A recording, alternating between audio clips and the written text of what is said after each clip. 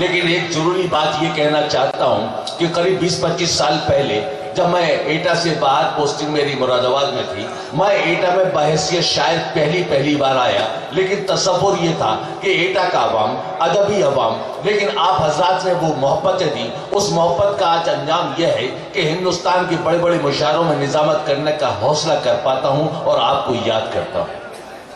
یہی بات ہے کہ اپنے شہر سے اگر کسی کو محبت ملتی ہے، اپنے شہر سے اگر کسی کو عزت ملتی ہے، تو واقعی میں وہ ساری فضاؤں میں نمایاں رول ادا کرتا ہے۔ میں گزارش کر رہا ہوں آپ کے وطن کے اس نمائندہ شاعر کو جسے شکیل سحر ایٹوی کے نام سے جانتے ہیں، میں ان سے گزارش کر رہا ہوں برائے کرم تشریف لائیں اور اپنے کلام سے نوازیں جناب شکیل سحر ایٹوی۔ آپ کا اپنا ہو، ایک دو تین شعر آپ کی نظر کرتا ہوں، چاہتا ہوں کہ آپ کی محبتیں اگر مجھے شامل ہو جائے میرے ساتھ۔ مطلب حاضر کر رہا ہوں، ملاحظہ کیجیے گا حضرت۔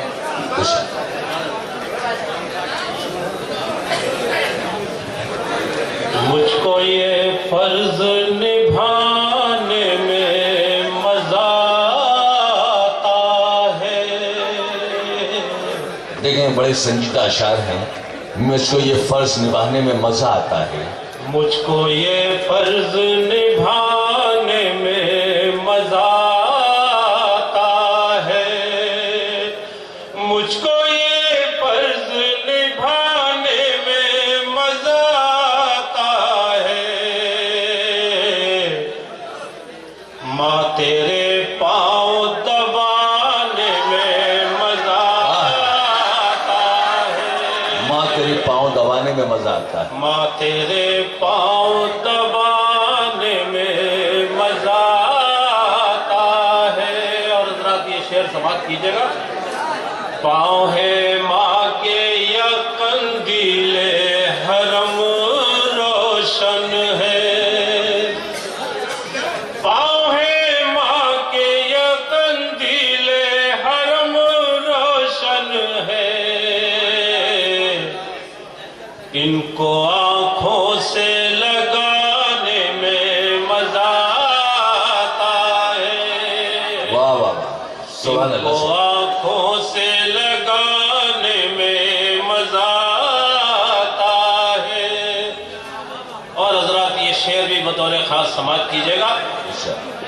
میری معصوم خطاؤں کے لیے ماں جس دم، میری معصوم خطاؤں کے لیے ماں جس دم، میری معصوم خطاؤں کے لیے ماں جس دم، نگر پالکا پرشد جناب راکیش گاندھی صاحب بھی تشریف لائے ہیں، ہم سے منانے میں مزہ آتا ہے، میری معصوم خطاؤں کے لیے ماں جس دم، روٹھ جائے تو منانے میں روٹھ مزہ جائے تو منانے میں۔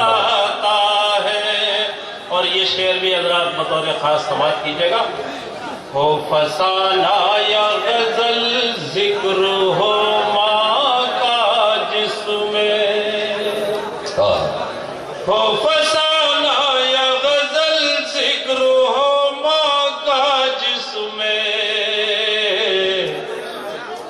مجھ کو سننے میں سنانے میں مزہ آتا ہے، مجھ کو سننے میں سنانے میں مزہ آتا ہے، کس قدر پاک ہے معصوم ہے رشتہ ماں کا، کس قدر پاک ہے معصوم ہے کس رشتہ، قدر پاک ہے معصوم ہے رشتہ ماں کا، ایسے رشتے کو نبھانے میں مزہ آتا ہے۔ واہ واہ، اور حضرات یہ آخری شعر بطور خاص سماعت کیجیے گا۔ میں چھپوں اور وہ مجھے پیار سے ڈھونڈے ہر سو، میں چھپوں اور وہ پیار سے ڈھونڈے، میں چھپوں اور وہ مجھے پیار سے ڈھونڈے ہر سو، اس طرح ماں کو ستانے میں مزہ آتا ہے، इस तरह माँ को सताने में मजा आता है। और ये मक्ता समाप्त कीजिएगा। इरशाद अली। जब मुसीबत कोई सर पर हो सहर तो खुद को, जब मुसीबत कोई सर पर हो सहर तो, जब मुसीबत कोई सर पर हो सहर तो खुद को माँ के आंचल में छुपाने में मजा आता है। आप थे जनाब शकील सहर साहिब जो एटा की नुमाइंदगी कर रहे थे। वाकई में ये गजल जब इन्होंने चंदौसी के मुशायरे में पढ़ी, एक एक शख्स की आंखों से माँ की याद करके आंसू टपक पड़े। ये वो गजल जो मुनस्सा गजल थी, ये वो गजल के अशार जो हकीकत बयान कर रहे थे। माँ से बढ़कर इस दुनिया में कोई चीज नहीं है।